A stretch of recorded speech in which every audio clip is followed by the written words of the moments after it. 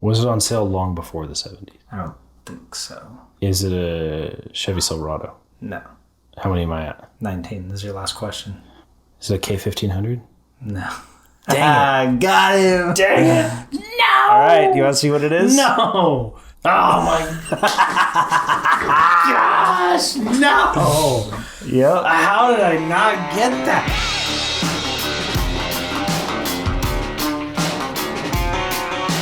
Welcome, everyone, to the Bose Bros podcast. I'm Mason. I'm Jordan. And we're going to kick things off with the speed rounds. So starting things off, I have 20 questions for you. Okay. You have 20 questions to guess what car I'm thinking of, starting now. Okay. I know it's gray. Yes, it's gray. Okay. That wasn't a question.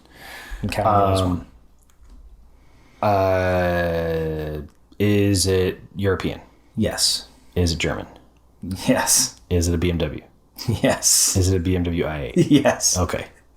All right, we can skip that one. You may have seen that one. that was the one. That was my best guess based on the peripheral vision I saw of it. Okay, we're just skipping that one. That's right. We do our best to try to conceal. Oh, silver, not gray. Yeah, conceal the answers from each other, but occasionally we see something. So yeah, that's right. I've got more for you. I told him ahead of time that I spotted a gray car with scissor doors. But if you know it's German, there's like only so many. Yeah, the SLS Mercedes, and I guess technically those aren't scissor. Yeah, right? I don't know what they would be called. Butterfly? Crazy doors. Yeah. Not abnormal doors. Vertical. I know that Koenigsegg has theirs that they have like a 17-syllable Swedish word for. But I'm sure. All right. 20 questions. 20 questions to guess what car I'm thinking of. Go. Is it European? No. Is it American? Yeah. Is it from the big three automakers? Yeah. Has it been on sale in the last 20 years? No. Ooh. Is it from the 70s? Yeah. It was on sale in the 70s. Is it from Ford Group? No. Is it from Chrysler Group? No. Is it from... I don't need to ask that. Is it from Chevrolet? Yes. Two doors. Yes. Is it a Camaro? No. Is it a Nova? No. Is it a Corvair? No. Is it a Caprice? No. Oh, jeez. I might get you with this one. Yeah, you go back long enough, I don't really know much. Is it a Chevelle? No. Finally gonna get him. Is it a Corvette? No. That's 15. You might finally get me on this one. I asked the Chevette. Yeah. Should I know it? That bothers me. I'm gonna give you a massive hint here. Is it an Impala? No. Do I still get the credit if you give me a hint? I'm only going to repeat back to you. You said Chevy. Two-door.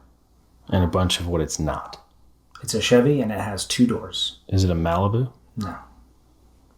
It is a vehicle made by Chevy that has two doors. Was it on sale long before the 70s? No. Like more than 10 years before the 70s? I don't think so. Okay, so it's not a Bel Air. Is it a Chevy Silverado? No. How many am I at? 19. This is your last question. So you have to guess what it is. I don't think they called them Silverados, but Yeah, they didn't. it would have been like a C10 or something. Is it a K1500? No. Dang it. Got him. Dang it. No! All right, you want to see what it is? No! Oh my gosh! No! Yep. How did I not get that? That bothers me. I was trying so hard because you were definitely thinking of like a car. And I'm like, you are not going to get there thinking of it as a car. I was going to ask, is it a Chevy truck? If I had an extra question. That's why I was like, it's a vehicle made by Chevy. I started just listing four-door cars. Just because there's two-door variants of some of them for some years. Yeah. And like, It's funny, we've kind of gone back to that with the new Charger. Now there's a two-door and a four-door. yeah. I mean, they had that for the Civic for a long time and the Accord. And the Accord. Yeah. And the Altima. Yeah. It was a two-door Altima. And if you wanted to break as many traffic laws as possible in style. Mm-hmm. Yeah. Dang. I wouldn't have thought an El Camino would get you. I I don't know. We talk about that car almost every podcast, I know. or at least some form of ute. Well, we know that the Intrepid's not going to get you this time because that's the one you saw. Yeah, I did see an Intrepid at some point in the preparation. Well, I will tell you that was one of my 20 questions cars. Oh, okay. Well, there we go. I had a theme, cars that someone we know of owned. Oh, well, that narrows down quite a bit. I don't know if you want to tell me that. I was going to tell you that before we started. Oh, okay. All right. See, this one I think might get you. 20 questions. I didn't think an El Camino. That's embarrassing. An El Camino shouldn't have got I'm me. embarrassed for you. All right. 20 questions to guess what car I'm thinking of. Okay, is it American? No. Is it European? Yeah. Is it German? Yeah. Is it from Mercedes? No. Is it from BMW? No. Is it from Audi? Yes. Is it a two-door? No. Is it a wagon? No. Is it notable for having all-wheel drive? Is that one of the things it's well known for, is that it has all-wheel drive? I'll answer that and not count it as a question because I don't really know, Oh, okay. but I believe it has all-wheel drive, but I could be wrong about that, so I wouldn't. Has it been on sale in the last 10 years? Mm-hmm. Is it currently on sale? Mm-hmm. Should have asked that first. Yep. That's 10. Is it a performance variant of a car? Yes. Okay, is it an RS3? Yeah, that's it. It's an RS3. I thought for sure I was going to trip you up with a cylinder count. Oh, a 5-cylinder, yeah. So you'd be like, is it a 4-cylinder? Is it a 6-cylinder? Is it an 8-cylinder? No, if I went 4, I would have gone 5 for Audi. They're known for 5-cylinders. I know. But yeah, I would not have thought you'd get an RS3 specifically and not an El Camino. Who knows? I'm embarrassed. I should go hide in a hole and finally do. I kept telling people I'm undefeated. Yeah. I can't. They can't get me. Yeah. I mean, you can. You can go find some Chinese market. I car. didn't do that. Yeah, you found an El That was a Camino. softball. Yeah. Yeah. Oh, that bothers me. Is it my turn? Nope. It's mine, and I just saw it. A different one. You just saw it? Yeah. What was it? It was. I know it was an Aston Martin, but I don't know which Aston Martin it is. If you had to guess, one guess. I'm gonna look here. No, one guess. If I had to guess, the only one you would bring up is the 4-door one. Is that it? It is it. Okay. It's the Rapide. Yeah, the Rapide. Yeah. As far as translating a coupe to a 4-door, They did an amazing the job. Rapide It did looks really well. So good. like the coupes always, in my opinion, look better, but very few can like consistently make good-looking coupes and then make good-looking by comparison 4-door. Yeah, and Very all few. they did was stretch the wheelbase and keep the exact same shape. But there's very little headroom in the back of that. I mean, I don't care. if you're the driver, that's not your problem. Right. It's everyone You else's could just problem. stick your kids in the back who don't need the headroom. They made this all the way up until 2013 or so, and the grill got even better from there. I thought it looks good there, but it looks even better on the newer ones. Yeah, I mean, obviously, I still think the 2-door looks better, but if I I'm still a DB9. if I had to sell the wife on a 4-door car, Oh, I thought you just had to sell the wife. if I had to sell my wife for get a a car, no, if I had to sell her on the idea of a car and she was like, no compromises, it has to be 4 doors, that would, I mean, obviously, and if I could afford it, Yeah. that would be on my short list. I mean, you could get one of those for like 60. Not one you would want to own. Yeah. I don't know if Maybe I even want less. a You could probably get those in the late 40s. 2000s Aston Martin. Yeah. I mean, All at right. least the DB9 you could sit there and just drool over. That's true. 20 questions. Okay. You have to guess the car that I'm looking at. Okay. Ready, set, go. Is it American? Yep. Well, yes. Sorry. Yes. So it's Don't let that confuse you. I was just being pedantic. Yes is the answer. American. Okay. Is it a car, like sedan or a coupe? Yeah. Either one. Okay. Is it currently on sale? No.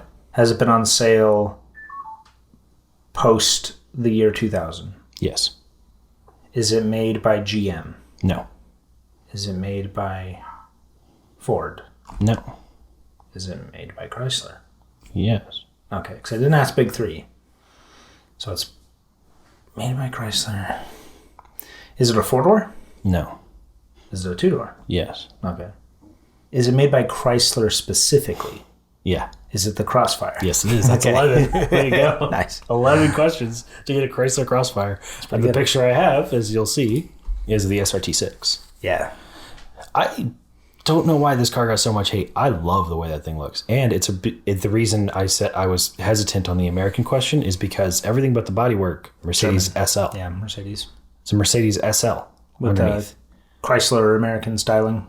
I like it. People isn't used bad. to like make fun of it and say it looked like a squatting dog from the behind. It does have kind of. I think if you just nipped and tucked certain areas, it'd be a looker. I think it looks from this angle. I think it looks great. They actually took, you see the inflection point right there below the wing mirror. They took that from the 1998 Dodge Charger concept. Go look for that inversion in that. They did that on the car Charger. On the Charger. Yeah. They've done it on a few things. It looks really good. It does. Guess this car. What is this? This is a Ford Explorer Sport Track. No. I'll give you another guess. But this material should give you roughly the era of when it came out. Like a Subaru of that time. Is a Subaru Outback? Mm-mm. All right, I guess I lost it. I mean, what else? What else do you think? I think of the Ford Escape. No. Bigger. Much bigger. Expedition? No. Excursion. About that size. Maybe a little smaller than that. You're trying to keep a straight face. I can tell you're trying to keep a straight face. You think it's a Ford. It's not a Ford. Oh. Is it an Aztec? No, but it was around the same time. All right, let's see it. Oh, the Avalanche. Yeah. And the Avalanche came out of that weird cocaine fever dream GM time where they're just like, let's put a tent in it. Let's make a truck that's a sports car and also a convertible. Let's make a truck that looks like Little Tykes Playhouse and like folds 8 different ways. And then they did the 4-wheel steering like 20 years ago. And they were just... all over the place. You know the back window in the back wall of this. People are like, that new Silverado does that whole folding contraption. And people are like, that's amazing. That's so Avalanche cool. had it 20 years ago. They did that like forever ago, and no one's ever heard of it. No one cares. Yeah. I would love to have that car. Thing's really cool. I'd love to have a low mileage example of an Avalanche. There were some wild things happening at GM at that time.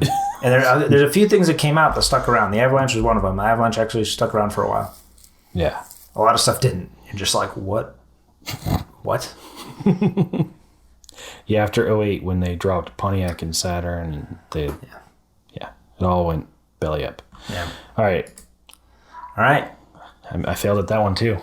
I haven't failed at one of those before. Oh, really? Yeah. Okay. You got me twice. I might get you here. This one's from Kira. Guess this car. Oh, Doug DeMuro did a video on this. What is it?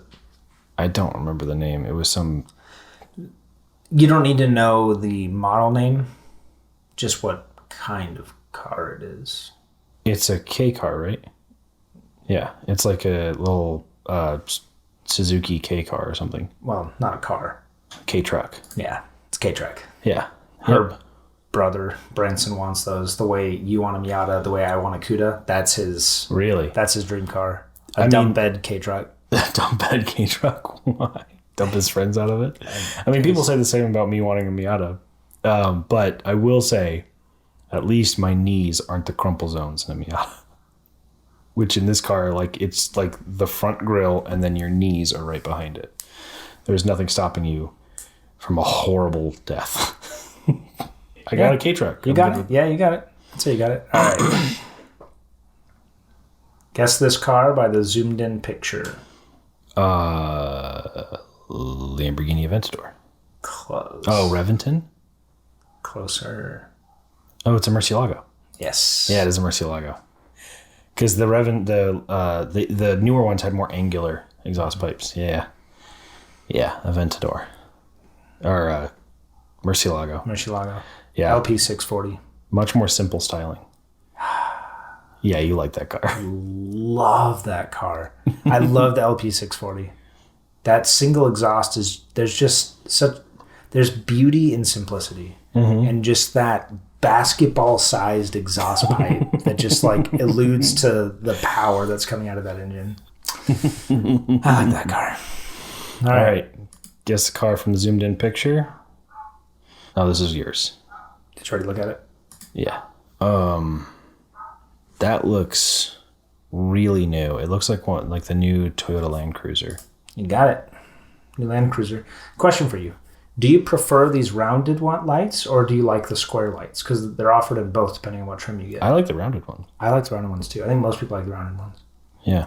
The rounded ones make it look like a modern FJ Cruiser. Yeah, which is funny because the FJ Cruiser is super ugly, and I like the way this looks. Yeah, same. Yeah. FJ Cruiser would be a good... I don't know how we even mentioned that car on the show. It's another ahead of its time Yeah. car. They sell for more than what they sold for then, now. Wow. The FJ Cruiser's been among the top 5 highest value retention vehicles, even long after they're out of production. I can't remember the last time I've seen one. I saw one today. Yeah? Oh, wow. I see them all the time. Maybe they just blend in and I just don't notice them. I don't know how. I mean, they're awful to look at. Yeah, they're not good looking. Have you ever driven one?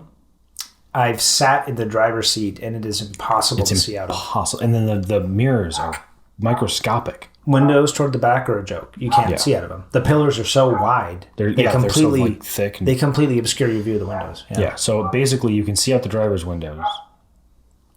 And that's pretty much it. Yeah. And that's everyone else's problem if you're cutting people Good off. luck, everybody else. Yeah. All right. Guess this car by this zoomed in picture. That's a softball. I just looked at that's a Smart 4.2. Yeah. That's easy. I didn't know it was a softball or not. I mean, that's true. That first one I would have thought, I really thought that was a sport track. If you go look at it's probably similar. Explorer sport track, it's going to be like... Well, those are like closer together, I think. And smaller, yeah. But at that zoomed in level, I can't tell scale. But yeah. Smart car, 4.2. Smart. I used to really like that car. My friends in the high school years would turn them around. Pick them up and flip them around. Yeah. Just to annoy the driver. Or you move it so like the driver's door is right up against something. Yeah. Yeah. Guess this car by this zoomed in picture. This is a Rivian, but I don't know if it's the truck or the SUV. It's the R1T. I think it's the R1T. I left in just enough of the headlight for you to tell. Yeah, but How did you know it was the truck? The silver scratch plate. That's not on the SUV. I don't think so. It might be. I might be completely wrong, but I don't. It's 50-50. So. Okay. Well, it also could have been one of the new ones, like the R2 or the R. That's fair. 3. Okay, here we go. Guess this car from the zoomed in picture. That is a Zonda? Pagani? That didn't sound like a firm answer. I'm going to say Pagani. I can't remember what its name was. I know the Huayra and that newest one with the scissor doors, but I don't... No, that was a Zonda. Zonda, final answer. Is that it? That is a Pagani Zonda. You got it immediately. Yeah. Yeah. Okay. For some reason, I was thinking Zonda was another make. No, Pagani Zonda. I was like deciding between two make. That's why I was confusing myself. Okay. Yeah, You cool. were thinking too hard. I could smell smoke. Yeah. That's not hard to do. Okay, Pagani Zonda. There you go. You got it right away. That's pretty distinct. Mercedes V12 in it. It's a serious car. Yeah. And you get to talk to Horatio Pagani. And if you buy one of his cars, he will talk to you on the phone and he will walk you through the production process. He'll video chat you and show you where your car is in the production line. And That's really cool. yeah. And guess this car from the zoomed in picture. That is a Porsche 918 Spider. That is exactly it. I took the same picture of its predecessor, the Carrera GT, just to see if you would get that. Dude, that exhaust is so cool. It is really cool. Right there behind your head. How early in the production of that car they had to plan for the exhaust to come out there. Oh, yeah, because if you did that, you can't do that. You can't decide that later on. Yeah. That had to be like when you're making the chassis, you have to be like, you know what'd be cool? You know, people would just lose their minds over. Yeah. And it is amazing to me that the same company that designed the 918 Spider, which I think looks really good, also did the Panamera. I mean, And the Cayenne. to be fair, probably not the same people. No. Like actual people. But then again, the same company that did the Veloster, which I think looks horrible, did the Ioniq 5, which I think looks really good. It's okay. All right. Cousin cars. Cousin cars? Any cousin cars for me? Or this? All right, this is all All my cousin cars for you. Okay. What is the cousin car of the Maserati MC12? I had no idea it had a cousin car, to be honest. Really? This is like the most famous cousin car ever. But I'm trying to think logically now. I'm just going to guess. Maserati and Ferrari have history and continue to have history. They share stuff. Yep. Combustion chamber architecture. They changed how many cylinder counts are involved. But yeah. If I had to guess, this wouldn't have been... I'm trying to decide how old this is. This wouldn't have been like the Enzo. It would have been newer than the F40. Is it the F50? I'm going to need a final answer out of you. Ferrari F50. Go ahead next. Ferrari Enzo. Oh, it was the Enzo. Yep. Is it really the... Wow. It is an Enzo, except it's more rare than the Enzo. That's saying something because I've never seen an Enzo. Yeah. It's more rare than an Enzo. I don't remember if it costs more or less, but yeah. It is a Ferrari Enzo. Who makes a Ferrari Enzo rebadged? Well, apparently early 2000s. Really? It looks nothing like it. I would have thought for sure it was like an F50. Yep. Like it seemed more that... But who knows? Yeah, they put there's like an extra 2 feet of car in front of where the Ferrari ends. It looks so much longer. It's probably not 2 feet, but it's so much more car. Yeah. I mean, the Ferrari, holy cow. I haven't looked at one in a while. That Enzo is timeless. It is striking. Like, it's so much more simple than they kept it so Ferraris. simple, and it still looks good. Mm-hmm. If it came out today, you'd be like, wow, that could use some LED headlights. Yeah. That'd be about it. The interior, I'm sure, is horrendous, but... I don't know. They kept it real simple. That was pre-infotainment systems and stuff. Maybe that's better. I think it's better. Would you rather have like an '08 broken infotainment system or something that was designed around not having one? Some modern like luxury cars are going that route, just making it very simple so it's actually takes longer to get outdated. Yeah. Instead of the whole thing being around the one piece that like comes up in the dash or whatever, the crap. Yeah. That's wild. I had no idea. You think of it as like bargain bin GM products have cousin cars. Yeah, not You think of it as like $1.5 kissing cousin cars. Yeah. like deep south cousins. Yep. That's exactly what comes to mind. Okay. Not a Ferrari Enzo, but That's really cool. you have another cousin car. Okay. I know you know this one, but it is really cool. Chrysler Aspen. That is a Dodge Durango. Yes, it is. And I actually really liked the styling of the Aspen. And then they got rid of the Aspen and then moved all those styling pieces to the Durango. This is another one that a related vehicle we owned. Of course, Dad had a Durango. and he loved it. 5.7 V8. Yeah. So yeah, going to the next one. It looks much nicer than the next picture of that Durango. The Durango looks pretty beat up. Yeah. It's also I have some very fond memories of that Durango, but I could see objectively that is a very bad looking car. that's an ugly car. That is an ugly. I'll say it. Yeah, it's an ugly car. Yeah. All right, next cousin car. Okay. Let's see if you can tell me what that is. That is in a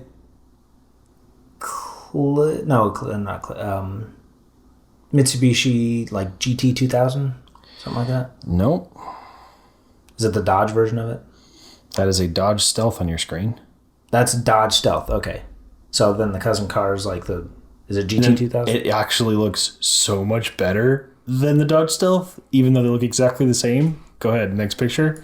The Mitsubishi 3000 GT. 3000 GT. Looks so much better. And there's another one. Grandpa had one of these. Oh, I didn't know. Dad's dad.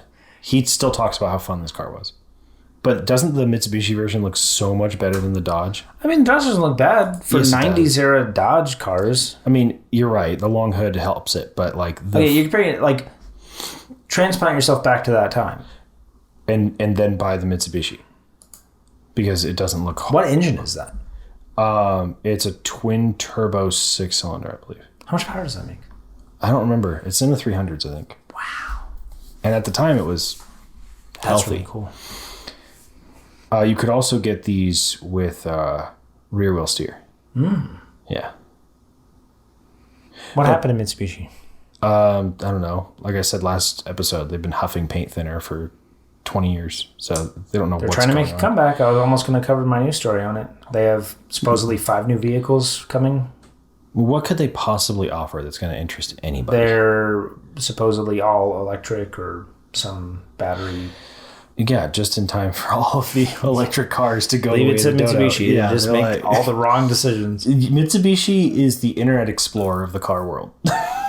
There is some value in being the last to get there because you can see what works and what doesn't. We'll see what they bring to production. I'm going to hold judgment until I see what the car actually is. Apparently, 2 vehicles that are coming out with are going to be in segments that they don't currently compete in. Which they don't really compete in any They don't compete in anything. Yeah, that's fair. They have a small car, the Mirage, and that's not competitive with anything other than a bike. grocery cart.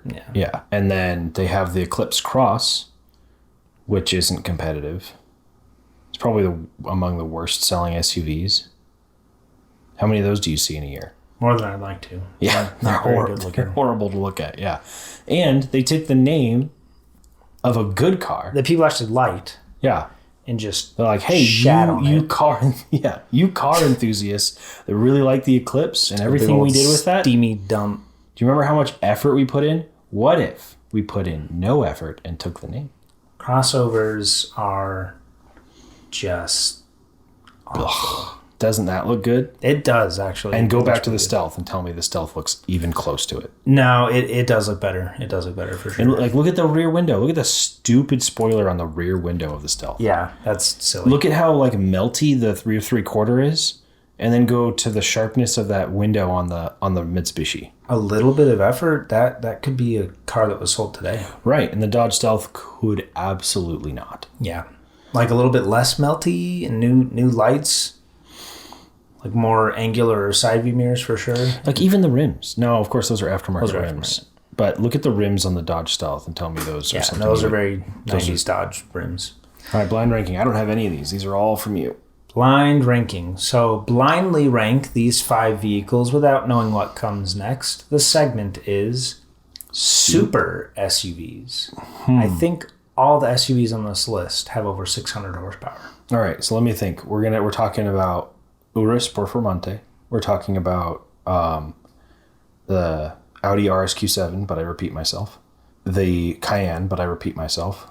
The Volkswagen Atlas doesn't come with a high horsepower option, but I repeat myself. They're all the same car. Dodge Durango. The Bentley Bentayga. First up, That is the Porsche Cayenne. Turbo S, Turbo GT. That's their fastest one. What do you rank that 1 to 5? Way too much money. It's the best performance version that you can buy of this segment, but it's just so much money. I guess I got to do 2 because it's really competent. 1. Durango Hellcat is 1. 1. Why 1? It's just so unashamed. It's so blue collar, punching everyone else on this list in the nose. And I love it for that. I love it for turning liquid pterodactyl into tire smoke. We literally saw a Hellcat Durango on the way home from the car show this morning. They didn't sell that many of these. They're so expensive. I taught the boys what a supercharger wine is, and I had a great example. There you go. Because a green light, he absolutely hauled. I don't know if he saw me pointing and talking about it, or he was in a hurry, but I was like, You don't have that's to be, called a supercharger wine. You don't have to be in a hurry to step on it. I had a Durango. All right, so that's your number 1. Yep. Okay. Ooh, that would have been number 2, but that's gonna be number 3. Escalade. Escalade V. It's ridiculous. You're doing 0 to 60 times in a small apartment complex. It's ridiculous how giant that car is. I consider that the KFC double down of the automotive world. What if we had a chicken sandwich, but both of the buns were chicken too? That thing, it's almost more outrageous than the Durango. It has that, like, it's luxurious, and so it is kind of serious, where the Durango is just goofy. It's like we did it because we can, and we have all these Hellcat engines laying around, so we may as well. And if our, like, accountants weren't holding us back, we probably would have done it to the minivan too. Yeah, exactly. They would have been like, this doesn't make any sense. It's what the people do you know want. how many we're gonna sell though? Yeah. We'll So sell dozens of them. I find the Durango a little bit more endearing for that reason, but Yeah. There's I really like that Escalade. yeah. Any of the V products from Cadillac are really cool. Next one, Lamborghini Anus can be number 6 on the list. Okay, so number 5. Okay. And the last one, your number 4 is? Oh, the 707? Mm-hmm. The DBX 707. Yeah. I can't believe they put DB on that. Why would it? I don't like the Urus because it's just an Audi that they're dolling up and charging triple for. The Aston's cool enough, but I just don't. Aston and SUV, they're Grand Touring cars. I just don't get it. I'd rather have a 4-door Rapide, you know? Do they sell that anymore? No. No. Well, there you go. I'd rather have an old one than a new. All right. Blind ranking. Rank these 5 cars without knowing what comes next. Necked. Want to do some necking, Mason? Blind ranking. Rank these 5 cars without knowing what comes next. The segment is Skylines. All Skylines. Okay. I think this is the R32? R33. R33. I don't know. Might have been R32. I don't know enough about Skylines. This one I like a lot because it's low and it's flat. That's cool. This is like early 90s. Yeah. I like that. I like the look of that a lot. I think this is when it really solidified its place. Yeah. I'll call that number 1 because I like that era. Okay. Then the original GTR. This isn't the original. This is actually the, I don't even, the 4th gen? Oh, did the original come in the sedan? Because I know they did a racing series. Yeah, okay. So this is the one that came after that when they... This came 2 generations after that. 2 or 3 generations after that. Skyline goes back a long time. This was actually... They came out with this... this probably won't surprise you. In 72 or 73. Roughly 2 or 3 years after the Challenger came out. I don't know if you could tell. On the front grille? A little bit. A little bit of American styling in there, which I think is super cool. It's a baby Challenger. And I think that is just the coolest thing. And look at the rims on that. The 8 spokes. Yeah. When I was preparing the slide a few days ago, Rigdon came in and he was like, "Is that a Challenger?" And I was like, "It looks like one, doesn't it?" Yeah, that wasn't an accident. You said this is number 1. This is... that one's going to be number 2.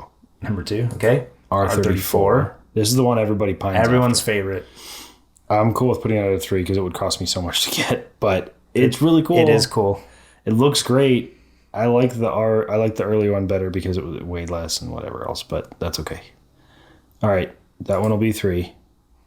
Ooh, this is the 2nd gen. That was the 2nd gen. That's really cool. Oh, I love the way that the headlights dip in a little angry. Yeah. Yeah. Skylines have always been really cool. Yeah. It's a shame what happened to that company. Yeah. So what do you put this one on? I guess it's got to be 4 or 5, but it's going to be 4 because the R35 is coming up next, and that's always going to be 5. Yeah. Okay, so you literally said 1, 2, 3, 4, 5. Yeah. I just nothing about the GTR excites me anymore. When it first came out, it was punching above its weight class. It was inexpensive for the technology you got. It was really impressive. It was world beating. It was like $75,000, something like that. And it was world beating in acceleration. And handling too. It was ridiculous. You could pull so many G's. They had to have interlocking tires so the tires wouldn't rip off of the rims. The rubber of the tire, instead of having a regular bead that sets up against the rim, it had to be curled. The rubber had to be curled around the inside of the rim so that the tires wouldn't rip off with the G's that the car could pull. At least by the way they look in the interior, I don't feel like a lot has changed since that car came out 15 years ago. Nissan doesn't have the funds to do anything with it. All they can do is keep increasing the price by crazy amounts as they have.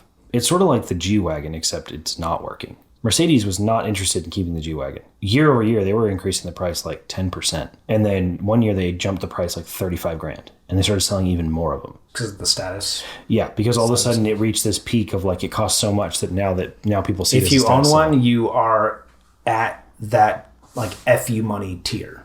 Right, that's what where it doesn't matter how much you spend on it. Right, and the fact that it costs even more means it's even more rarefied. And so Mercedes, who wanted to get rid of they wanted to have we're just going to charge out the wazoo, make as much money as we can on this platform until it's done.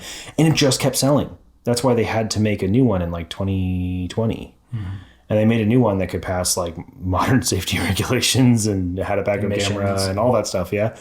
And they're just selling even more of them. Aren't they making an electric one? I don't even know. I think they are. But this is the opposite. They're jumping price up further and further and further, and their sales are just like everything else Nissan, nothing is selling. That's too bad. I thought it was really cool, and as a kid, I would have loved to have one, but now I think they're just, it's time to go All right. blind ranking. Blind ranking. Rank these 5 cars without knowing what comes next. This segment is V10 Titans. These are all V10 vehicles. Oh, I know the Viper GT, Waiting for it. the SRT10 Viper GTS, or the Viper, what is it? What's the performance trim? ACR. There you go. The Viper ACR is on here. The Viper ACR is on this list. Maybe. It's so cool, but I would take an LFA over a Viper ACR. Wow. Okay. This has got to be, even with the data So that would make transmission, this number 1. that would make this number 1. Okay. And the next one, Gallardo. Sorry. I thought it was a Huracan. Oh, sorry. Yeah. Huracan. I was like, wait a minute, am I going crazy? That's a No, Huracan. you're right. It's a Huracan. Lamborghini Huracan. I'd rather have an Audi R8. I'll put that as 4. 4. Okay. It's cool, but it's just not me. 2. 2. Yeah, you knew that Viper was gonna be there. ACR. Yep. I gotta say, it was hard to find a yellow one of these. Yeah, because you're all yellow pictures. Easy to find a yellow one of Not the Elevate. the next one and the Oh. LFA, because that was the color.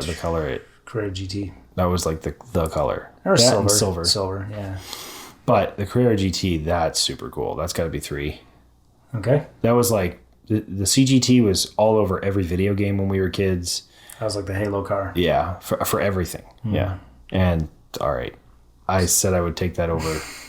So now I put it at 5. Yeah. Okay. Yes, that's 5. We're introducing a new segment today called This is going to be impossible. What's That Crossover? Essentially, stay on the slide. Does it say What's That Crossover? Yeah. Stay on that one for right now. It's going to be like engine notes from different crossovers, right? Much worse. Okay. So we talked previously, my hot take from last week was that essentially the crossovers are the worst because they're all the same and they're equally terrible. So I'm going to give you the silhouette of a crossover, and you're going to tell me what What's crossover that that is. Pokemon? Who's that Pokemon? It's Pikachu! It's Clefairy! What? Go back. I gotta see that again. Who's that Pokemon? It's Pikachu! It's Clefairy! Oh, that's a Nissan Juke. Yep. Oh, it's so ugly. I didn't even realize I was supposed to be. No, that's just the intro. Giveaway. Okay. Here's your first one. What's that crossover? Oh, jeez. This is impossible. I did leave it at like 96% darkness. So you can get a little bit of definition in there. Although on this monitor, to be fair, it's not really coming up. I can see the slight amount of definition on this screen. Okay. It's better than that. That's just completely black. And I actually think it's a Mitsubishi Eclipse Cross. Ding, ding, ding. Ah! You got It's it. so ugly. None of those lines make any sense. I also felt the silhouette alone was too difficult because these cars look so similar. Yeah. So I left it at like 95 to 98% darkness. So I can sort of see the shape of the windows. A little bit. Yeah. All right, next one. Oh, jeez. To be fair, Photoshop did not do a good job cutting this one out. I can just make out the rims. Okay. Alfa Romeo Tonale. I love that it takes the rims to give this car any personality. Oh, yeah. Other than that, it has none. I don't think it's the Tonale, actually. It's the Stelvio? Stelvio. Because the Tonale is a Maserati. Yeah. No. This is Alfa Romeo Stelvio. Okay. But they're both crossovers. May as well be a Mitsubishi Eclipse Cross. Yeah. Next Okay. one. All I can really tell is the shape of the headlights and shape of the taillights. Is this a Volkswagen Teos? It's very close. It is a Volkswagen. It's a new crossover that I don't know if it's sold here, and I had the name memorized, but I've forgotten it. So Okay. there you go. Okay, well, you got me on a non-American, Yeah, non-American, but you got it. I mean, I was looking for a Volkswagen. Volkswagen crossover. Yeah. which is the same as an Alfa Romeo crossover, which is the same as a Mitsubishi crossover. All right, next one. You should know this one. Oh, yeah, from that. Oh, actually, no. I got this one confused because they all look the same. Exactly the same. For the life of me, I cannot figure this out. Toyota does a very good job camouflaging their cars, so I'm going to guess Toyota. Yep. Highlander. No. We're making fun of car companies for doing this. Oh, Grand Highlander. No. Adding cross to the end of a beloved nameplate. Oh. Corolla Cross. Yes, it's a Corolla Cross. Which is the same as a Highlander, which is the same as an Alfa Romeo Tonale. All right, what do you got in the All next right, one? this last one I think you should know. I'll What's say funny is I could see these cars on the road and just be like, boom, got it. But then the silhouette. very hard with the silhouette. How hard was it to find exactly dead-on sideways pictures for these? Very hard. Yeah, I figured. I should know this. Does that make it like a Dodge Hornet? You like this brand. Oh, is it a CX-5? Close. CX-50. 60, I think. Oh, I heard that they were introducing the 40 and 60. I didn't know they had yet. Yeah. No, that's not a... That's not CX. XC60. XC60. Yeah, that's a Volvo. Yeah. Yeah. What Yeah. were you thinking? Oh, the Mazda. Mazda. Oh, yeah. Yeah, CX-50. They even named them the same. XC, yeah. I almost had a Mazda. They're all on named here. after printers. Yeah. Yeah. All right. What do you think of that segment? That's good. It's so hard. very It's so hard. It just gives it away when I can sort of see the tire size and I can sort of see the headlight or tail light. the headlight or tail light, and I can kind of make out the shape of the windows. But I mean, what else is there? They're just blobs anyway. Yeah. I was telling Kier about this segment. I was like, it'll be good either way because either I'll be mad impressed that he got it, or it illustrates the point that all these They're vehicles all are exactly the same. the same. I feel like I got like 50-50 on that one. Yeah. That's probably better than most would have done. Yeah, I mean, it's... Yeah. They're all exactly the same. But how do you pull up to a lot with every one of those cars sitting next to it and go like, ooh, that's the one that stands out? All right. We'll move on to our discussion segments. So first up in the news, cover our news segment first. I think a couple days ago, this vehicle was announced. Although the pictures of it were leaked like weeks ago. So this is the Wagoneer S. And I think it's interesting they went with the Wagoneer name, considering it's actually smaller than the Grand Cherokee. Yeah, I think the Wagoneer name has more like... Luxurious. Yeah, more connotations of like being... Like they can charge more for it than they could for a Grand Cherokee. Yes. Even though there's an off-road version of this that looks exactly like the old Cherokee. It looks like an updated Cherokee, not Grand Cherokee, but regular Cherokee. With the Trailhawk. Yeah. They had a concept. I don't have a picture of it here, but they have a concept of the Trailhawk version. and the lower end of the bumper is pushed way up so that it has better approach angles. And it looks exactly like the old Cherokee. Yeah. Which after the refresh, I didn't mind it. It was okay. It was a little too Nissan Juke for me. With the headlights way up. Well, that was before the refresh. Yeah. Yeah, they changed where the headlights were. But this thing is cool. Styling-wise, it's sleek. I mean... Oh, look, a crossover. Yeah. I still think this fits in the SUV category. It's definitely more upright. Barely. I do really like that.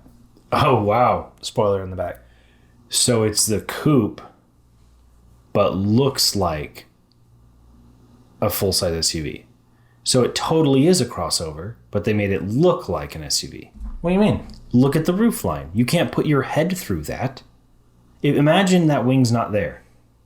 Imagine all that body paneling is not there. I see what you're saying. And that is a crossover, Mason, that they put extra body paneling on to go, no, really, guys, it's an SUV. I mean, I think it's cool. It's different. It's interesting. They're doing something very similar to what they did with the Charger, where they're giving it a more pronounced stance when you're looking at it from a certain angle. But making it aerodynamic. That's what they did with the Charger, with that R-Wing in the front. which is so cool. I think it's such amazing. a freaking good idea. Yeah. Because from the front, it has the classic muscle car box like front end. But of course, that's the first thing that has to go if you're trying to electrify it. So you make an air pass through.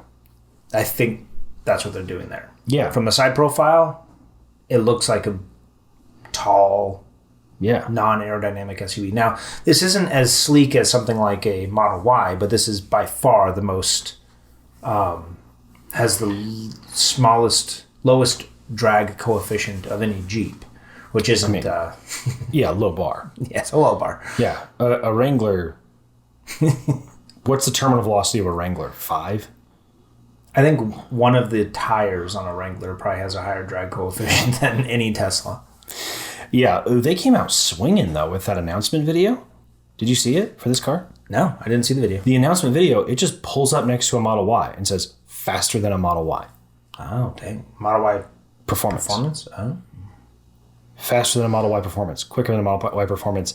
And then he just goes boom, and then the whole dash changes, and he just leaves the track, and the Model Y pulls in to charge, and he leaves and just goes driving off into the desert, Dang. which is a pretty good ad. That's pretty good. This So has clearly they're about claiming better off-road performance and longer range, 0 to 60 of 3.4 seconds.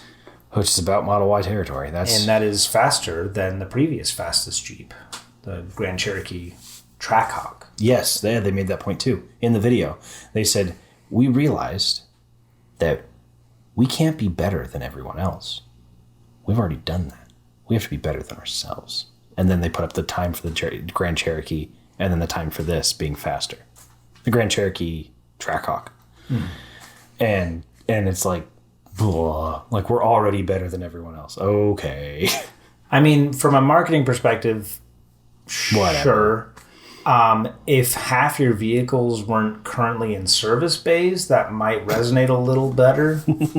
Yeah. You know, like when you look at like the reliability reports from last year, like it's just Jeep, like all down the list. Like every single car you make is on this list. If that was a Toyota ad, Sure, sure. they've earned it. Yeah. If that was a Subaru ad, even that with their off-road prowess and their small cars and all, like, great. Yeah, you've got the brand cachet to make that claim. Jeep. Jeep's not even like leading the segment in off-road capability because the Bronco's out. Then what do you have? The illusion of Jeepness. Yeah. They're trading on that, and it's gonna run out. So this actually, it's funny we talk about the Charger. This is the same platform as the Charger. This is Stella Large, Oh, that's cool. which means in the future, 3 motors, potentially an 800-volt architecture. well, and they might include a gas version of this, is what I heard. Not stars, but the launch edition is $72,000, so it's not Pricey. cheap. Which I Less think than is I would also have expected. That's Model Y performance money. You can get a Model Y performance for like high 60s. 65. Yeah. Yeah. Yeah, I think that's also why they call it a Wagoneer, because the Wagoneer name exudes More premium. premium, even though this is smaller than a Grand Cherokee. The Yeah. wheelbase at least is smaller. It does include like a level 2 charger for charging at home if you buy it, which is cool. To like a wall install. Yeah, I don't know. I don't know if they come install it for you or. Because there's confusion about what is a charger. Because my Tesla has a charger in it, and that is what allows it to accept power from the house. But for supercharging stations, those chargers are in the unit. And that, I believe, is the name for the transformer that allows it to pass electricity to the car. And to get it there, you have to have what colloquially is known as a charger. I believe it's a transformer. And it has logic to it, so it doesn't... Like overcharge or. Right. Yeah. It has some kind of logic board to a transformer. Now, there's one of those in the Tesla model, any of the models, and those allow you to charge from your wall at home. So there's an onboard charger, and then there's a charge cable, And then there's an outboard charger, which some cars require, with a charge cable. Like a lot of CCS cars don't have a charger inside. You need a wall-mounted charger with a charge cable coming out of it. I think that is a barrier for a lot of people. Any cable works basically because the onboard charger. I can use any kind of like RV plug hookup. I can pull up to an RV park. And if I have the little adapter thingy that goes on the end of the plug, which I do, I can just charge up at an RV park. I can charge up anywhere that there's an outlet. I can pull up to somebody's house and charge up from their dryer. I don't need to bring my charge unit with me to charge from just anywhere. You can't pull I this. didn't realize that not all electric cars do that. Yeah. You can't pull over in most CCS cars and plug into anything other than a wall outlet, like a 110 volt wall outlet. Anything more than that, it doesn't do it. The biggest concern I have right now is like they need to get their act together on the vehicles they Already sell before they go on a brand new architecture, brand new set of problems. Mm-hmm. They do sell an I was going to say, electrification is new to Jeep. It's actually not. The Wrangler was actually As a 4xe, yeah. and that was actually the best-selling battery electric hybrid for a couple of years in a row. Crazy to me. It outsold the Camry hybrid for a while. Mm-hmm. And then in Europe, they already sell an all-electric Jeep. Do they? Mm-hmm. It's small. We're not talking like premium 3.4 0 to 60 seconds. We're talking smart car fighter. Yeah, like it's tiny. All the news is about a crossover. I think it's an SUV. I think if you're going on looks alone, it's an SUV. If you're going on interior space, it's got to be a crossover. I want to talk about the ongoing legal battle that's been going on for 11 years now for Tesla. And at this point, with Elon Musk's history, you might ask, oh, which one? But I'm talking about the issue between selling direct to customer and selling through dealers. So there is a franchise protection law in almost all states. I believe it is in all states. And what that means is the reason it's there is it's to protect the franchisees, the dealerships who provide service and test drives and sales experience to customers. It provides them protection from the manufacturer just setting up their own dealership and selling it at massive discount. Why do we care to protect the dealerships? Oh, good question. Because they have a lot of lobbying power. That makes sense. Now, when this was put in place in the 50s... Sure. You didn't have the internet. You didn't have ways to easily cross-shop. You hundreds of thousands of cars. You could see the value of a dealership. You can select from, at a dealership, a few dozen cars, maybe even a couple hundred cars. And then you can buy that one. Back at the time, these were a few dozen cars was a lot for a lot. Now you have some lots that have hundreds and hundreds of cars. And it was protecting David from Goliath, the manufacturer, who could just open their own dealership down the road and sell it for a huge discount over what the dealers could sell it for. Right? Well, because you have to pay everyone who works at the dealership. They're employed off of the profit on top of whatever it costs to make the car. Right. Otherwise, they don't have a job. Right. So all those people there at the dealership have a livelihood just on top of the markup for a vehicle. So you can only imagine what percentage of the additional cost is on top of the car.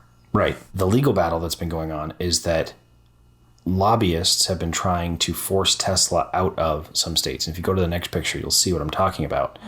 Everything in gray, you are not allowed to sell direct to customer. Now, you might note that Tesla sells cars in all of these states. So how do they do it? It's actually pretty cheeky. They have a gigafactory that makes Teslas that you cannot buy in Texas. That's right. They have to ship it to a neighboring state where they can register it and then do a state-to-state transfer of the title. So if I'm in Texas... Say you live in Austin, down the street from the gigafactory. Okay. And you order one online. It's got to go to Colorado or something first. Or at least the registration has to get registered in Colorado first. And then do state-to-state transfer to you. Does it actually have to go to Colorado? I don't know if the physical car has to go, but it at least needs to be registered there first. Because you cannot sell direct to customer. But you can sell direct to customer in Colorado, and you can do state-to-state transfer into Texas. So you might ask, why would you go through all of that effort? Why not just open a dealership in Texas and sell them through a dealership? Because then you're giving in. Yeah. The question isn't, are we protecting the franchisees, the dealership networks? It's, are we protecting, believe it or not, the manufacturers? The top 10 dealer networks in this country all make over $100 billion a year. And imagine if they didn't exist and all the car companies can just sell you a car directly. Yeah. The dealerships argue, their lobbyists argue specifically, if sales are doing this, some of that is ironed out by dealerships buying in bulk. So if sales day to day are going up and down, manufacturers don't have to worry about speeding up and slowing down production because they sell in big batches. So the manufacturer sets up a covered parking lot. And just starts parking cars until they get sold. Sure. Right. Well, that's what I would say. But the dealership lobbyists would say that, oh, but there's a benefit to the customer. You can test drive cars at a dealership. You can negotiate a price. You can bring it here for service. It's all in one. You have one place you need to go the whole time you have the car. It's a huge convenience for customers. Of course, they would pay more for this huge convenience because then they don't have to do all the things that we do at the dealership. If I imagine a word cloud for dealership, I'm not picturing convenient anywhere on that word cloud. Yeah, exactly. The claim from dealership lobbyists is that dealers are better for consumers and they're better for manufacturers. From what I can tell, there's basically no evidence for that. Because, let's say you are Tesla. You made the car for $20,000. You bring it to a dealership. The dealership needs to pay everybody that works there. The manager, the sales reps, And the commission on the sale, receptionist, everything. the person who opens the door for you, The free when you walk in, waters, all of it. the air conditioning for the building. They sell this $20,000 car for $30,000 or $40,000 more. or If the demand's higher. $50,000, right? So you're selling it at 20. You built it for 20. You sold it to the dealer at 27. They're selling it for 50. Who's making most of the money here? The dealership networks actually make way with more money. significantly less risk. Oh yeah, way less risk. They're not building anything. They're middlemen. They can just sell a different car if they wanted to. Yeah, if Toyota goes belly up, they'll just sell a Nissan instead. But let's pretend like Nissan's around when Toyota's not. But if Nissan goes up belly up, they'll sell a Toyota instead. The dealership building is still there. All of their contacts, all of their training, it all works. They're not assuming the same, nowhere near the level of risk the manufacturer is. Every salesman you talk to has sold 100 different brands. Yeah. Every brand on sale. If they've been in it long enough, they will have sold everything. Because it doesn't matter. There's skills transfer. It feels like a very antiquated experience going to a dealership. Oh, yeah. Anyway, so the benefit for Tesla is they can just sell the car at 50 even though they built it for the cost of 20. They sell it for the price people are expecting. And when the government goes, hey, Tesla, we'll give customers $7,500 back. And if you want, you can just have that off the price of the car and tell your customer that it's $7,500 off from the government. Well, what does Tesla do? They charge $57,500 for the car. So because the customer was going to pay $50 either way. But now that Tesla just got paid an extra $7,500 from the government. No muss, no fuss. So they can make a lot more profit. So it's better for the manufacturer. However, when the consumer, it's better for them because they don't have to go to a dealership. When have you ever had a good experience? Recently, I actually had a fairly good experience. But is that the rule or is that the exception? Yeah. They're awful. You sit around. You have people pestering you. You can't even get out of your car before someone's on top of you going, I've never "Hey, how had can I someone help be you?" like, wow, like I'm looking forward to going to the car dealership today. Yeah. No, it's like you're like, oh gosh, like I want a new car, but I have to go to the dentist. Like, Yeah.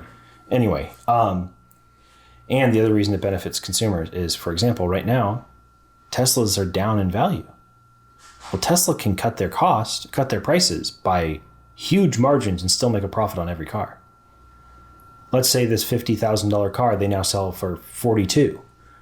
Well, it still only costs them $20,000 to build. The consumer is now getting a more competitive price, and they can change their prices much more rapidly and easily with the market than a dealership who bought 600 cars at a set dollar value. It's way better for consumers and it's way better for manufacturers if dealers didn't exist. So is anything going on right now that There's litigation in every state in the union against Tesla from dealership networks. The ones in purple here are allowed for Tesla's direct sale to consumer, and that has only been the case through heavy litigation.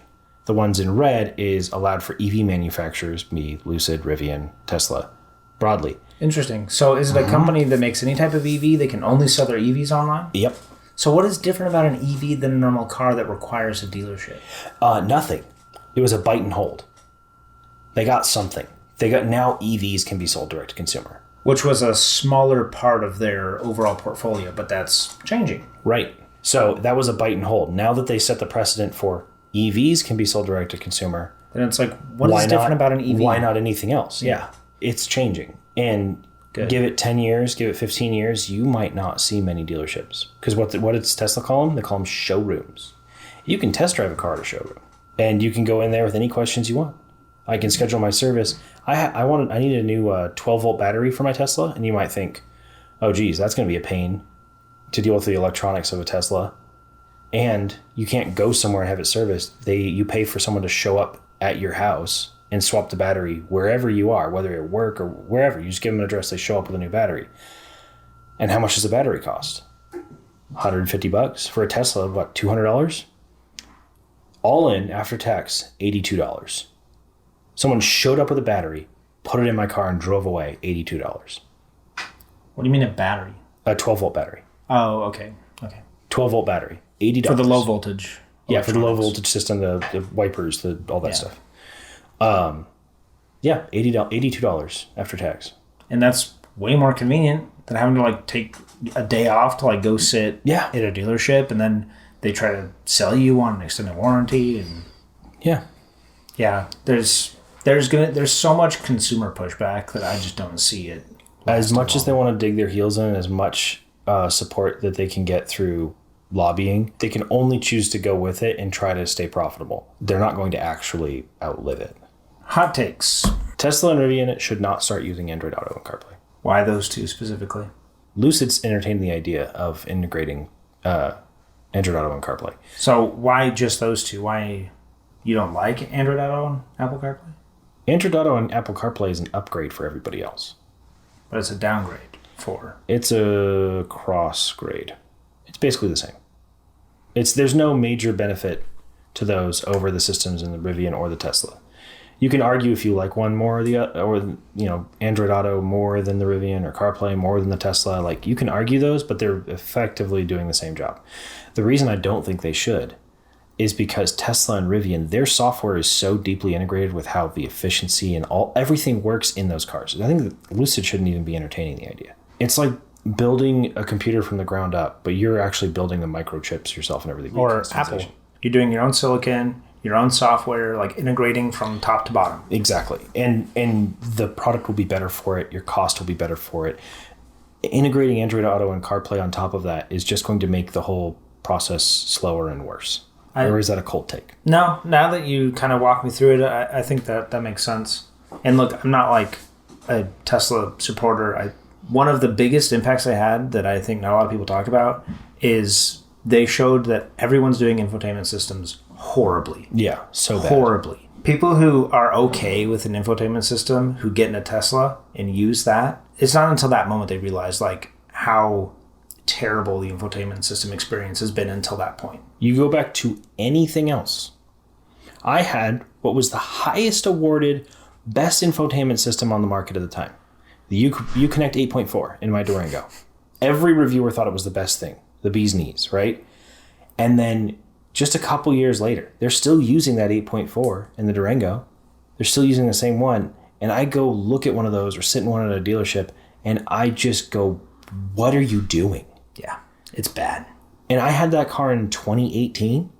This isn't that long ago. And meanwhile, the Tesla that we drive around is a 2018. And it has a touchscreen that is perfectly Responsive. cromulent for today's market. Yeah. It was so far ahead of everything else. I think it's because Tesla is just as much an automaker as they are a technology company. Right. Which is And why they should. it's like the infotainment system is like very blatantly an afterthought in some of these cars. Yeah, they often get it from some other third party. Yeah. It's a medium take. Medium take. I agree with that. That's a Basco take. That's not super spicy. Well, and their software is so specific to the vehicle. You think you can get a display of what rocks are where underneath your car in Apple Car? Like you can't, or your towing capacity. No, you don't get any of this like really valuable data. Any of your efficiency information is not going to show up in that. CarPlay and Android Auto, I look at as like an escape from whatever infotainment system you have the misfortune of having to have interacted with. Right. And you're like, okay, cool. An actual somewhat modern interface. Yeah. It's a Band-Aid on mostly broken systems. And broken in comparison to Teslas and Rivian and Lucid. All right.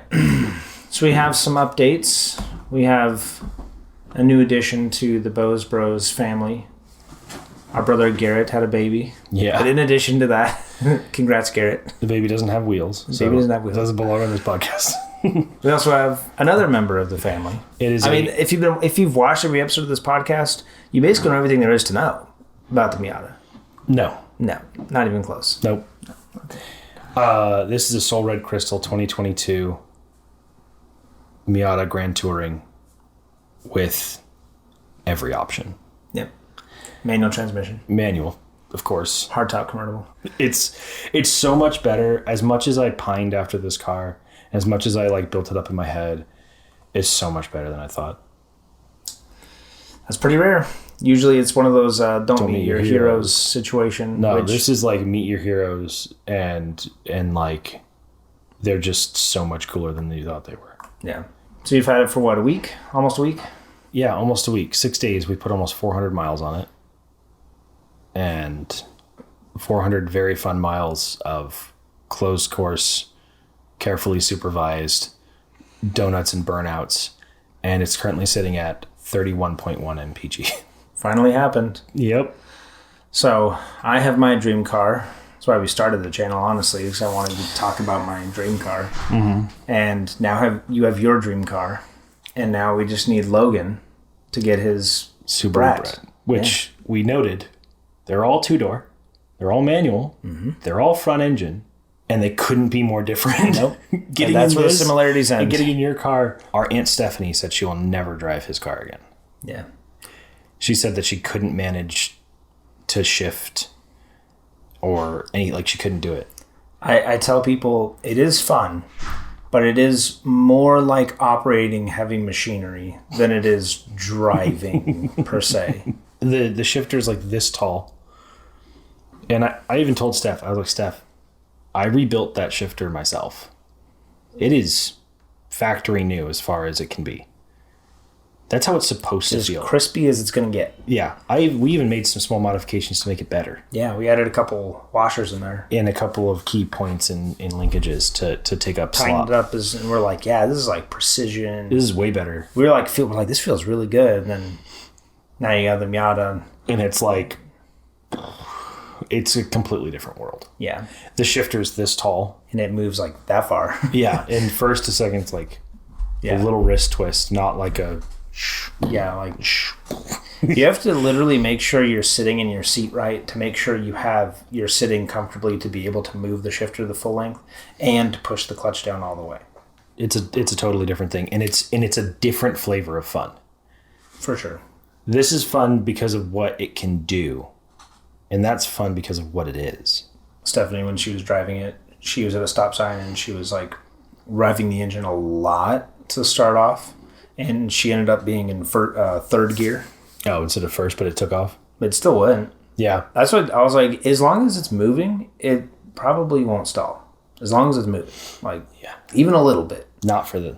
Yeah, not for that one. Yours has so much torque. It has buckets and buckets of torque down low. Mm-hmm. This one, if you are going less than 5 in second gear, it gets mad. And then the Subaru Brat, never seen one in person, never driven one. But that is like a mix because it's probably going to be a little bit more engaging to drive. Well, what's funny is it's basically right between age-wise. Your car's brand new. Yeah. Mine's 55. as old as our dad. And the Brat's about right in the middle. Yeah, like 89. Well, congrats, man. It's a lot of fun. I did drive it. got everything on it I could want. The only thing wrong with it is it's missing the front splitter. It wasn't broken off. It was removed at some point, and it's just not on there. And I can get another one for $200 painted.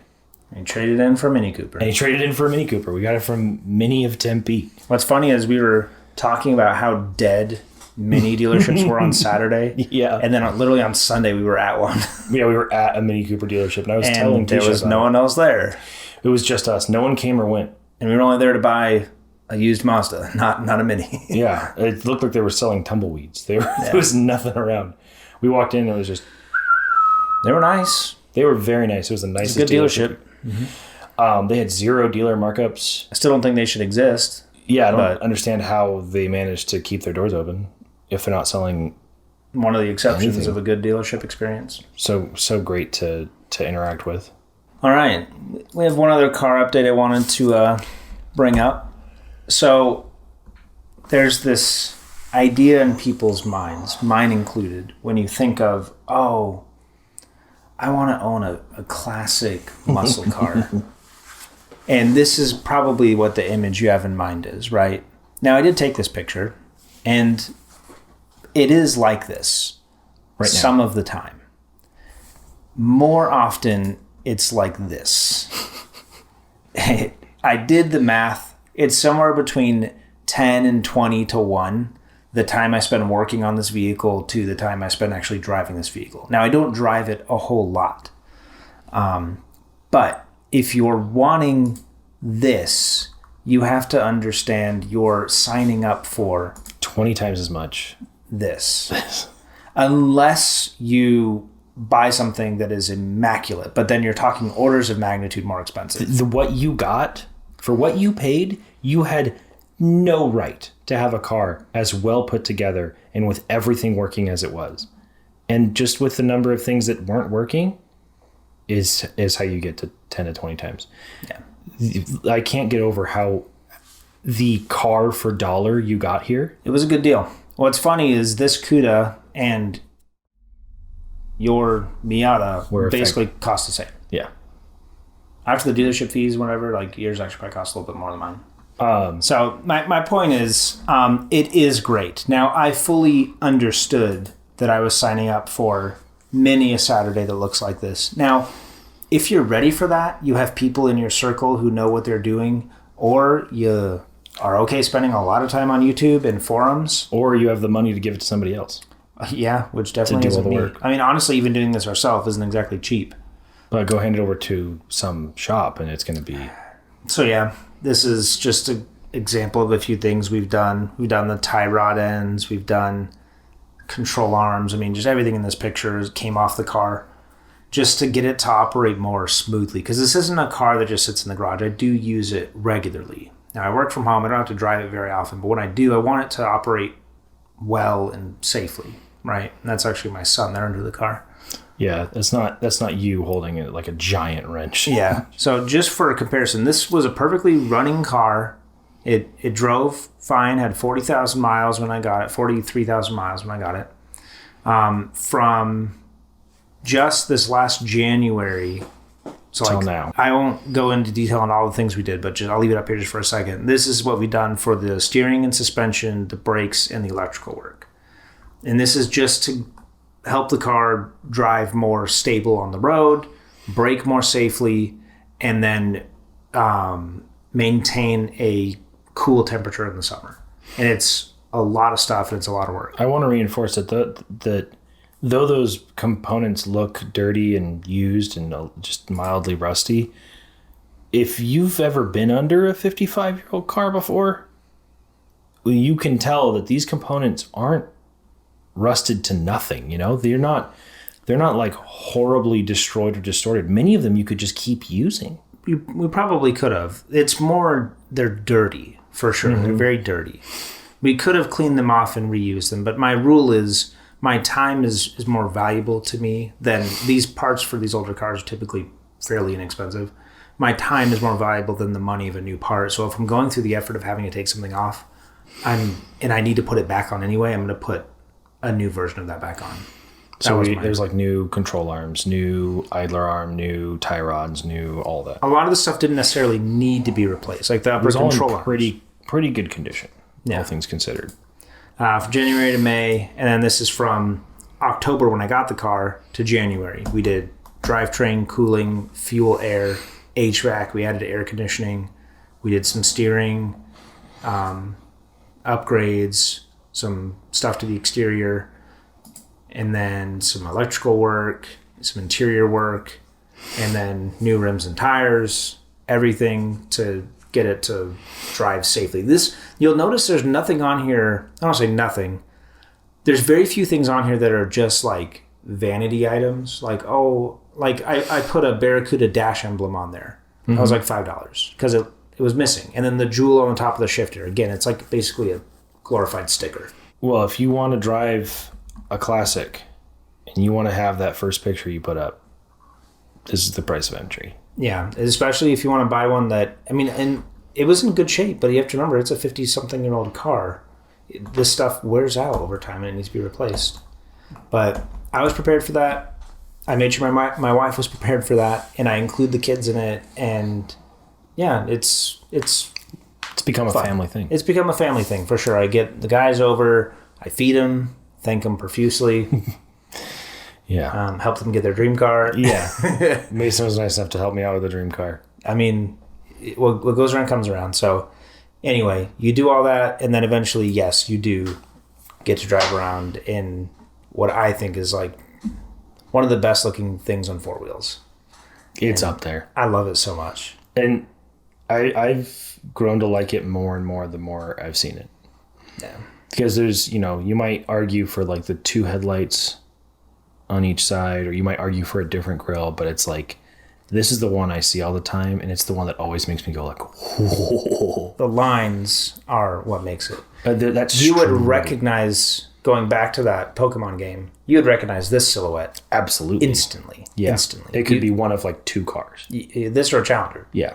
You might mix up those two, but Something else that your car and my car have in common is that the top of the cowl, top of the windshield, is almost the dead center of the vehicle, front to back. yeah. Which means that all of you and the passengers is behind that. Yours was done because the engine is far back for better weight distribution. Yeah. Mine was done because it's got a giant V8 under the hood It's that got they a need room for. huge engine. The Miata's like cheerfulness. Mm-hmm. What's It's funny so is charming. it is, and it puts people in a good mood in a very similar way my car does. Oh, yeah, yeah. People are just happy to see it. Yeah. They're just like, that's cool. Yeah. Like it's exciting to see, but it doesn't have that kind of pompous. It's not like a Mercedes or a Lambo or whatever. Yeah, or something that's exotic. It's still cool and rare, but there's just kind of this like exclusivity that feels, I don't know. I don't know. People like Cuda. Like I went to a car show this morning and it's a good conversation starter. People they like those cars. They had a lot of good memories with that car. Everyone just needs to drive a Miata and chill out. Or a Cuda. Or a Cuda. Although the point of my segment is I'm not saying don't do it. I'm saying know what you're signing up for. Yeah. Unless you have the funds to buy one that's, showroom ready, then by all means. But then it's Then not, you don't drive it. Then it's not yours. Then it's not you don't have, oh yeah, I remember that piece that cut me. Oh, I remember that piece that I accidentally punched when my ratchet let go. If I had the money, I would absolutely buy like a 70 AAR super exclusive Hemi Cuda. But that wouldn't be the one I drove. Right. That would stay. That would be away. investment. That wouldn't be, you wouldn't let anyone eat in it. You wouldn't let anyone go to the store in it. You wouldn't do anything. Right. It would be more of a art piece than something I actually enjoy. It would be a place to park your money, so to speak. Yeah. Whereas, Kira asked me earlier, would you trade your car for anything? And I was like, no amount of money would I give it up. I mean, unless it was like I needed the money because my child needed a heart transplant or something, like barring some situation where I just needed a lot of money really quickly for a life-threatening reason, I can't see myself ever selling it. And she was like, well, you would trade it for like something similar of like a higher tier or something. But I'm like, the more work I do on it, the more time I spend underneath it, The more it's yours. the more I sweat in it and bleed on it and like work on it, the more attached I get to it. And I know we're getting way off on a tangent now, but I feel like that's what's missing from a lot of modern cars is you're just so disconnected. That's why I didn't like Toyota for the longest time. I was like, nothing breaks. There's nothing to fix. There's nothing to work on. I'm not saying things don't break anymore. It's more just like it's becoming increasingly difficult to do work on your own car, especially with like hybrids and full electric cars. Like you just don't get that same experience. You know, you could argue it's better. They generally are more reliable. They're safer. That's my big thing is safety. Oh yeah. Oh yeah. A lot safer. Yeah. But you don't develop the same kind of emotional connection. Spending hours and hours on end with the vehicle just trying to get it to drive. Yeah. There's a sense in modern cars that between your seat and the road, there's a lot of like layers of just stuff. And then somewhere in there is the car. And then in a car like this, there's so little to it. It's you and the space around you, and you're interacting with it with a car because it's carpet, it's sheet metal, and then it's ground. The shifter boot around my shifter is torn in the corner. If I peek in there, I'll see the ground. I'll see the linkage that you were working on. Like there is no barrier. There's nothing. Like it is that you are interacting with the car directly. There's no cruise control. There's no lane departure assist. There's no backup camera. It is literally the car and you operating it. There's nothing in between you. And it's very similar. I think your Miata is the closest you can get today buying a new car. To having as little insulation from the environment as possible that you can have and still pass safety inspections and still be able to go through a car wash. My kids, when they saw your car, they loved the color. They were like, oh, it's so cool. It's red. Oh, cool. They lost their ever-loving minds when I put the roof down. Oh, yeah? You would have thought it was turning into Bumblebee. They were like, they had no clue that was about to happen. They had no idea. Yeah. It's the same thing. People just love it. And people are like, how much is this car? And I was like, you can get one of the same body style with some miles for like 17.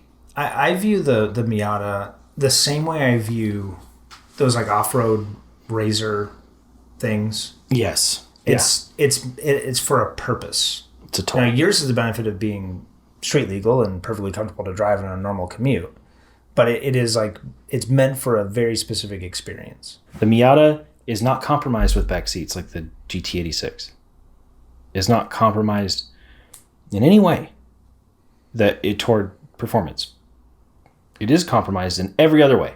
You go to Consumer Reports and you go to the driver engagement and experience, like all of those ratings are like 10 out of 10, 10 out of 10, 10 out of 10, engine 10 out of 10, shifter 10 out of 10. And then you go to practicality, it's all like 1 out of 10. They just min-maxed everything. That's fine. And all the stuff that I don't care about are ones. Exactly. And then I have a car, like a minivan or a pickup truck.